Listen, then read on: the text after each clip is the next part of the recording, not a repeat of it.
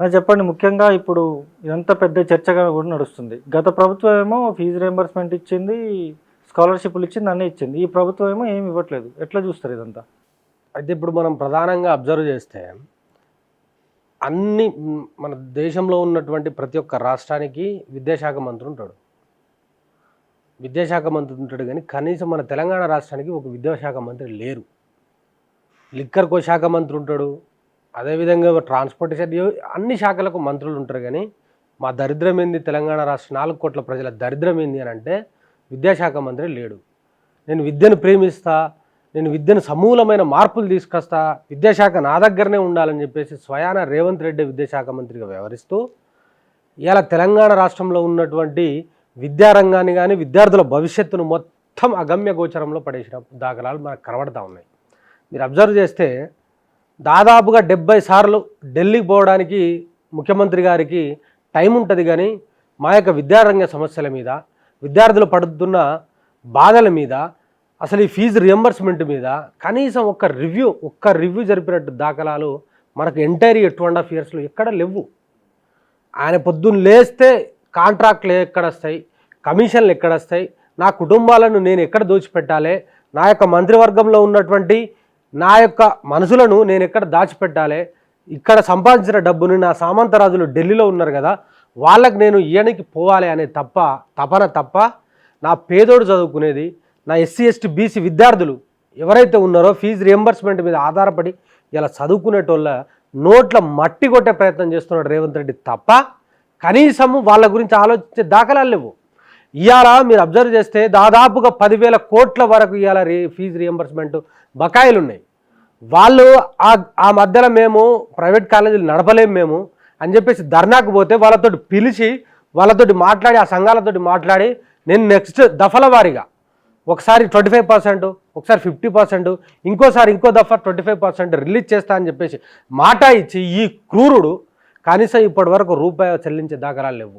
వాళ్ళకు వేలాది కోట్లు ఇలా పెండింగ్లో ఉండడంతో ఆ యాజమాన్యాలు ఏం చేస్తున్నాయి, మాకు పైసలు రావాలి, మేము నడపలేము కాలేజీలకు అని చెప్పేసి వాళ్ళు కోర్టుకు పోతే వీళ్ళు జీవో 7 అని తీసుకొచ్చి ఇవాళ విద్యార్థుల దగ్గర నుంచి వసూలు చేసుకోవాలని చెప్పేసి ఇలా ఏదో దుకాణం పట్టుకొచ్చి పేద బడుగు బలహీన వర్గాలకు సంబంధించిన ఎక్కడి నుంచి తీసుకొచ్చి కడతారండి వీళ్ళకి పైసలు. ఈయన డైరెక్ట్గా మా అకౌంట్లోకి స్టూడెంట్స్ అకౌంట్లోకి నేను డబ్బులు వేస్తా, మీరు డ్రా చేసి కాలేజ్ యాజమాన్యానికి ఇవ్వమని చెప్పేసి ఆ యొక్క సెన్స్ దాన్ని. మరి నువ్వు వేయకపోతే వీళ్ళ పరిస్థితి ఏంది? దాదాపుగా నువ్వు వేయక 2.5 సంవత్సరాలు గడుస్తుంది. డిగ్రీ అయిపోయిన వాళ్ళు ఉన్నారు, పీజీ అయిపోయిన ఉన్నారు, పిహెచ్డీ అయిపోయిన వాళ్ళు ఉన్నారు, ఇంటర్ అయిపోయిన పొలగాళ్ళు ఉన్నారు, బీటెక్ చేసిన వాళ్ళు ఉన్నారు, B pharmacy, M Pharmacy, MBBS complete అయిన పిల్లలు ఉన్నారు కదా. వాళ్ళకు కనీసం యాజమాన్యాల సర్టిఫికేట్ ఇయ్యని దాఖలాలు కన్నా ఇవ్వాలా. మా దగ్గరికి రెగ్యులర్గా వస్తుంటారు, మేము పోయి యాజమాన్యాలతో మాట్లాడి బతలాడి అండర్టేకింగ్ రాసి వచ్చిన తర్వాత మేము డబ్బులు పే చేపిస్తామని చెప్పేసి తీసుకొచ్చిన దాఖలా కోకొల్లలు ఉన్నాయి. ప్రభుత్వానికి కనబడతలేదా? ఈ రేవంత్ రెడ్డికి వినబడతలేదా వాళ్ళ బాధలు? అసలు ఏం చేద్దాం అనుకుంటాడు? తెలంగాణ రాష్ట్రంలో ఉన్న విద్యా వ్యవస్థను ఏం చేద్దాం అనుకుంటాడు? మీరు ప్రధానంగా గమనిస్తే ఇలా తెలంగాణ రాష్ట్రంలో ఇలా ఈ ప్రభుత్వం ఏర్పడ్డది అని అంటే బికాజ్ ఆఫ్ విద్యార్థులు, నిరుద్యోగులు, ఈ యొక్క ఉన్నటువంటి యువకులే. 30 లక్షల మంది నిరుద్యోగులు విద్యార్థులు వాళ్ళ యొక్క కుటుంబాలను ప్రలోభం చేసి వాళ్ళ ప్రేరేపితం చేసి మార్పు అంటున్నారు. మా భవిష్యత్తు మారుతుంది, మా తరాలు మారుతాయి, మా తరాలు మారుతాయి, మనం వేద్దాం ఈసారి అని చెప్పేసి వాళ్ళకి ఏపిస్తే ఈ గాడిదిలా కొడుకులు ఏం చేస్తున్నారన్న ఇవాళ విద్యార్థులను వంగబెట్టి తన్నే ప్రయత్నం చేస్తున్నారు తప్ప ఒక్క రూపాయి రిలీజ్ చేసే దాఖలాలు కనబడతలేవు. ఏం సిగ్గులేదా? మనుషులు కాదా? శరం కాదా? మీ పిల్లల లెక్క మా పిల్లలు చదువుకోవద్దా? మీ వాళ్ళు అయితే 1000 కోట్లు ఉన్నాయి, 100 కోట్లు ఉన్నాయి, పక్క దేశం పోయి చదువుకుంటారు. మేము ఏడ చదువుకోవాలి? పోయి చదువుకుందామనంటే పైసలు కట్టడానికి పైసలు లేవు. నువ్వు పైసలు ఇస్తావనంటే ఇవ్వట్లేదు. మరి ఆ సర్టిఫికెట్లు ఆడున్నాయి. నేను పై చదువులకైనా పోవాలి, లేకపోతే ఉద్యోగమైనా అప్లై చేసుకోవాలి. ఏం చేయాలి? నేను కనబడతలేదు రేవంత్ రెడ్డికి. ఒక్కొక్క నా కొడుకుకు బట్టలు చెప్తున్నాం కదా, బట్టలు కూడా తీసి అయ్య తొండలు ఈ నా కొడుకులో జొర్రియాలి, అప్పుడు అర్థమవుతుంది. ఇప్పుడు వీళ్ళంతా కూడా కోర్టుకు వెళ్ళిన తర్వాత కోర్టు మీరు ప్రభుత్వం కట్టకపోతే విద్యార్థుల దగ్గర నుంచి మేము వసూలు చేసుకుంటామని చెప్పి ఇప్పుడు విద్యార్థుల అకౌంట్లో డబ్బులు ఎత్తారు. విద్యార్థులు ఒకవేళ అవసరాలు ఉంటాయి, లేకపోతే కొద్దిగా ఇది అయిన పిల్లలు కూడా ఉంటారు, వాళ్ళు వాడుకునే అవకాశం కూడా ఉంటుంది. మరి దానికి ఎటువంటి చర్యలు తీసుకుంటారు వీళ్ళు? అన్న ఒకటినండి, సరే వాడుకుంటాడా వాడుకోడా అని తర్వాత సంగతి. నువ్వు వేస్తున్నావా? వేస్తలేవు కదా. సరే వేసానే చూడు, వాడు డ్రా చేసి కాలేజీలో కడతాడు కదా, మరి ఆ సోయి లేదు. మరి 2.5 సంవత్సరాల్లో కనీసం ఒక్కసారైనా వచ్చిందా? ఇప్పటి వరకు రూపాయి రాలేదన్నా. 10,000 కోట్లు పెండింగ్ ఉన్నాయి. 10,000 కోట్ల రూపాయల ఫీజు రియంబర్స్మెంట్ పెండింగ్ ఉన్నది.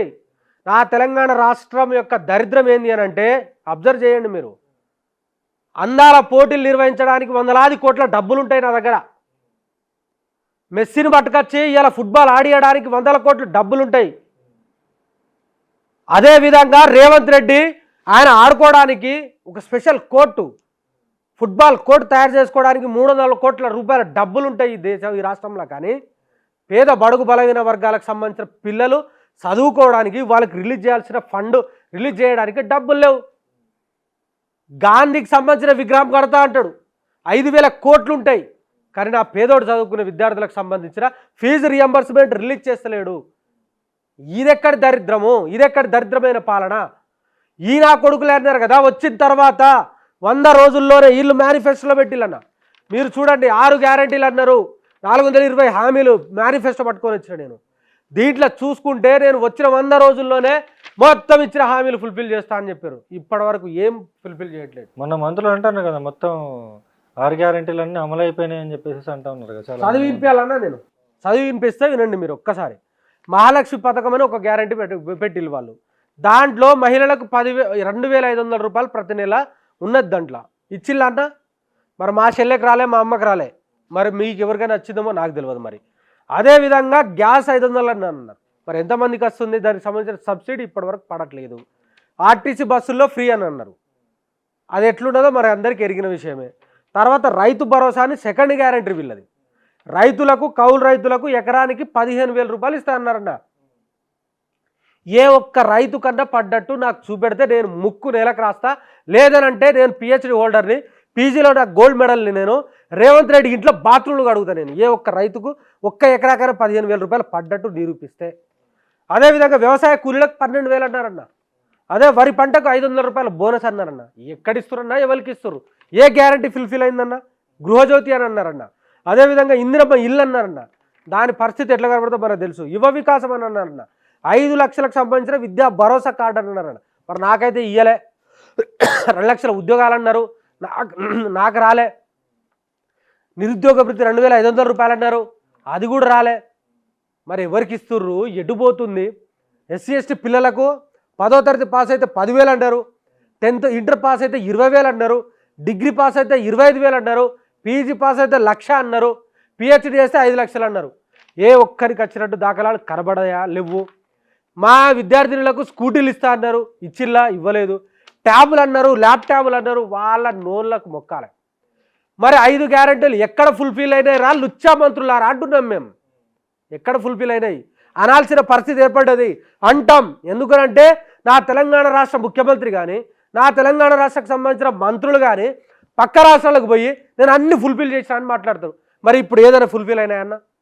ఈ ఒక్క 6 గ్యారెంటీలల్లో ఏదైనా ఫుల్ఫిల్ అయిందా? మరి చెప్పండి, వీళ్ళని ఎట్లా కొట్టాలి? చేయుతా అని 6వ గ్యారెంటీ అన్న. 4,000 రూపాయల పెన్షన్ ఇస్తా అన్నారు, మరి ఇచ్చిల్లా అన్న? ఎవరికైతే ఇయ్యలే.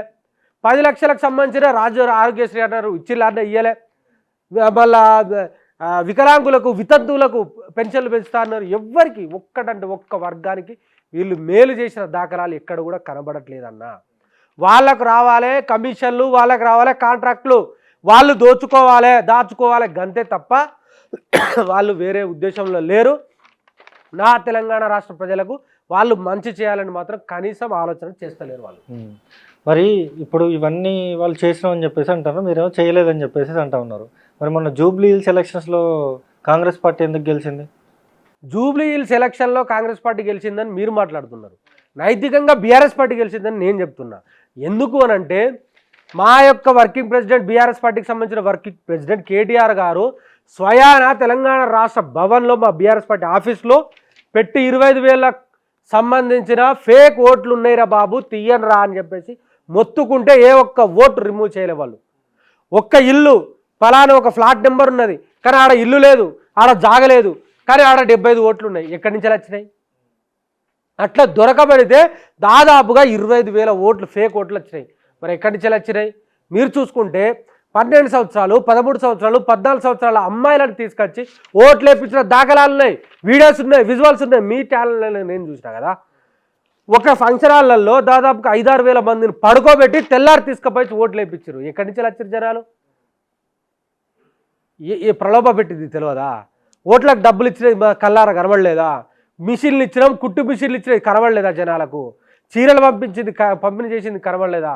ఎన్ని రకాలుగా చేస్తే అన్ని రకాలుగా చేస్తే వాళ్ళు గెలిచిర్రు తప్ప మేము ఇది ఫుల్ఫిల్ చేసినాము మాకు ఓటేయండి అని చెప్పేసి నా కొడుకు అడగలే వాళ్ళు.